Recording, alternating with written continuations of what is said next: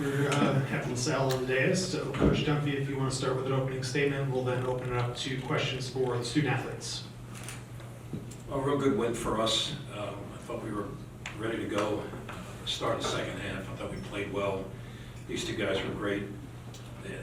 They take you out of a lot of the offense that you want to run, and it really just comes down to playing basketball. And I thought these two guys led us in playing basketball. They got to the rim, they dished, they scored some.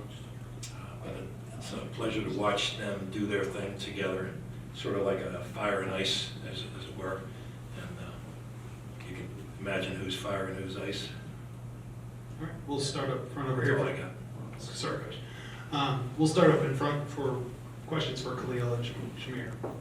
This is Rafi, conductor by the sports talk. Congratulations on the win. Thank you. This is a question for Jhamir. You managed to be effective in the offense and the passing game today in this upset victory. Like, what is the mindset going into tomorrow's game against the Florida Rams? Our mindset tomorrow is everything on the defensive end. So defense creates offense.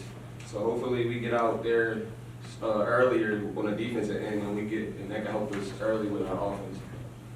Can I add to that? Florida, we got to get them back. It's a kind of like a get back game for us because they beat us at the buzzer at our house earlier in the season, and we only got to play it one time. So this is like the comeback game for us. We'll go over here. Let's you of BSTM. This is a question for you, Khalil. How great was it? You here, winning last night, winning tonight, hometown, young man. How great was the support, the local support, to come out to see not only yourself, but see the Salle team play? It means a lot being originally from New York. I'm not from Brooklyn, but I'm from the Bronx. So, having a lot of family. I see my grandmother in the crowd that she don't usually get to come to games. So being able to see her face and, her like up and, being happy and smiling at me while I'm playing, like it brings joy that you can't even explain. So, and then to get the win while we're, in New York and we're rolling right now, it feels, it's not a better feeling. Stand left side. Hi, Jared Levison, City Basketball Love. Congrats on the win. I was wondering, Dunphy, Fran mentioned that you guys were like fire and ice, so I was wondering if you guys could comment on, how you guys complement each other well on the court, and also if you guys recall the first time that you guys met, and how you've grown as friends over your time at LaSalle.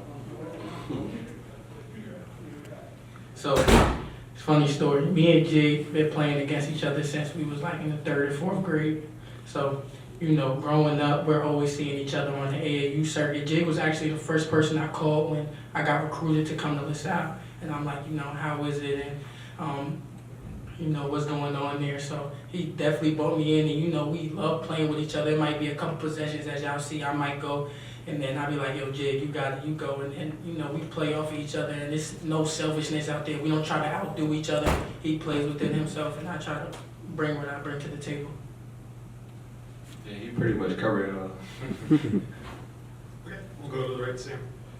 You guys only shot the ball 4 times from deep in the second half, but each of those 3-pointers were pretty crucial to extending your lead. Could you talk about your shooting performance and the tempo of this game? It's really like, from what I see out there, we really just taking like what the defense gives us. So like a lot of teams have been playing high, so we just been opening up driving lanes and creating for our teammates. So yeah. 2 more for the guys. Dominic Campbell, Pittsburgh Sports Now. I was wondering if you guys were noticing any lapses from Duquesne defensively. What was your plan in that second half when you guys combined for 34 points? Like, how are you guys able to just be so successful? And I know Coach just mentioned that they were kind of laying off you guys, allowing you guys some layups. Is that what you guys were seeing on the court? Yeah, that, and like at halftime, Coach was like, the way they planned us, like we just don't have to play basketball. Like plays aren't gonna work all the time. It's not like, you feel me? Like if you see a lane, you just gotta go and take what they give you. Okay. 1 more on the right for the players. So, what would you say the difference was in today's game against Duquesne versus your large losses against them earlier in the season? I feel like earlier in the season, like when we did lose to them, I feel like we gave up and we didn't keep fighting how we did today. So, yeah. earlier. We gave up 52 points in the paint the first time we played them. So, and you know, coming into the game, it was like when we played them at our house, it was a lot of, you know, trash talking, me talking to the twins and Mama do all day. Honestly, I had a good feeling about today. I'm talking to them, they're like, yo, we gonna get this one today. We gonna get this one. We're not gonna let what happened the last game happen this game. And you feel me? That's what they did. Them three had a big part of us winning today. Thank you, guys. Congrats on the win. Thank you. Appreciate it. Can I take this one? Thanks for asking. Questions for Coach? Right up here, Sam. Coach Sam Basil, House of College Hoops. You guys really dominated in the paint and in transition. Could you talk about, how important those transition buckets were as well? Yeah, I thought they got to the rim, and I'm not so sure that wasn't Duquesne's plan, but they are hard to keep in front of you. And again, one's got great savvy, the other's got great speed and quickness. And they just made plays. I thought they dropped off to a number of their teammates for layups. And I would agree with the limited threes that we shot in the second half, but we made 3 or 4 of them, and that's what this says, which is obviously really efficient. I thought our offense was very good in the second half, but it was just those two guys really making plays. Over here. Coach, Lachlan March with Philadelphia Inquirer. You guys had 10 turnovers in the first half and then cut that figure to 4 in the second half. What did you think about how the team took care of the basketball today? Yeah, I thought we did really, really well in the second half, just about in every facet of the game. Our defense was very good. They scored a number of points late, but we were lucky enough to get the ball inbounds because that's one guy thrown into another pretty good foul shooter and a guy who can get to the ball and kind of make sure that if he does get fouled, they finish at the foul line very well. But we didn't turn it over. We turned it over 4 times, as you suggested, which is what we should be doing in the first half.